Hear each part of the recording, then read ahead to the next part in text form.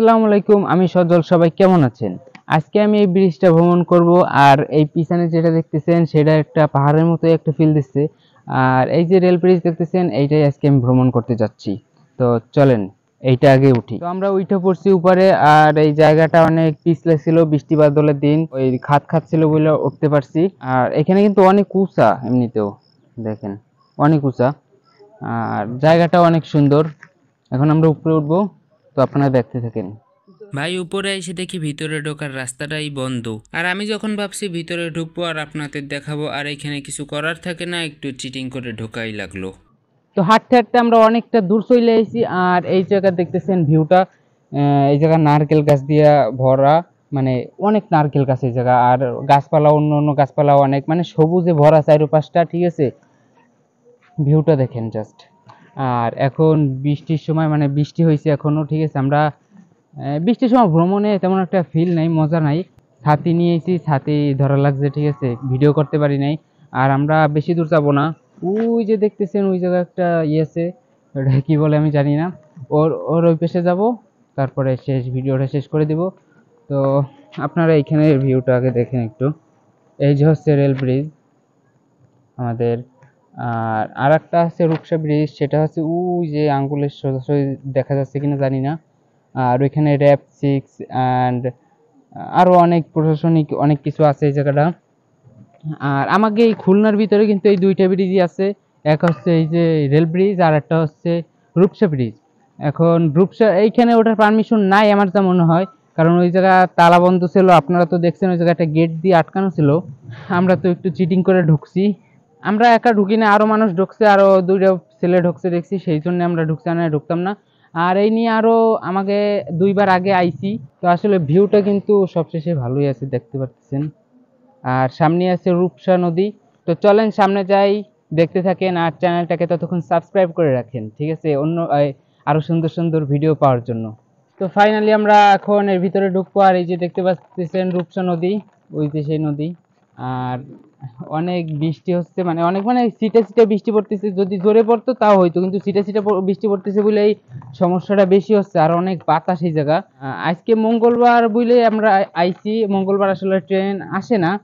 আর এই জায়গায় যদি ট্রেন আসেও, এই যে এই জায়গায় সিস্টেম আছে এই জায়গায় দাঁড়ানোর, মানে এরকম লাইন ধরে আছে, ঠিক আছে, অনেক আছে, মাথা পর্যন্ত একদম এরকম দেওয়া আছে। সেজন্য আর কি সমস্যা হয় না।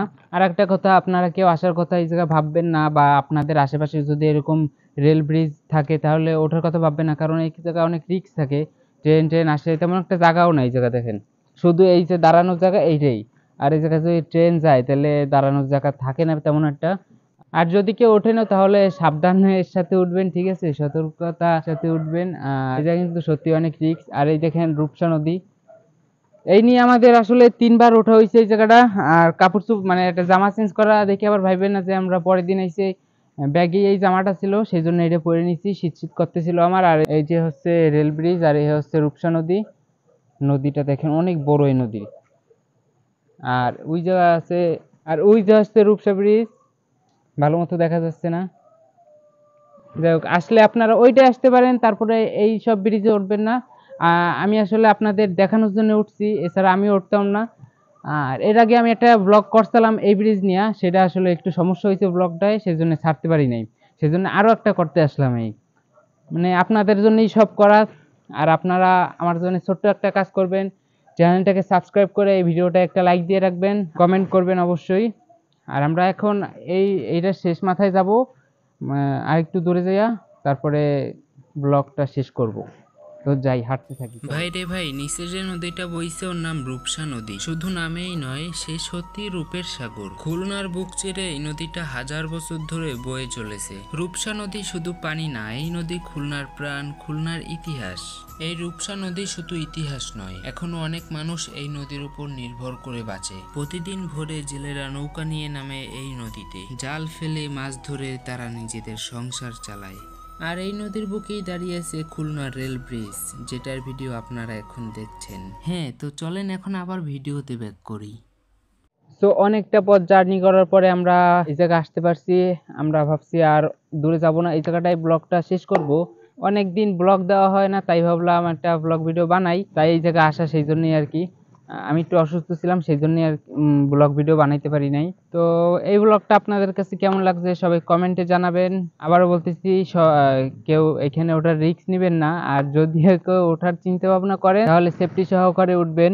আর এই রাস্তাটা দেখতে পারতেছেন, রাস্তার দুই পাশে নারকেল গাছ রয়েছে আর রাস্তাটা ইটের, যেটা খুবই সুন্দর লাগতেছে দেখতে। আর এই রাস্তাটা এই যে সোজা চলে গেছে, ওই যে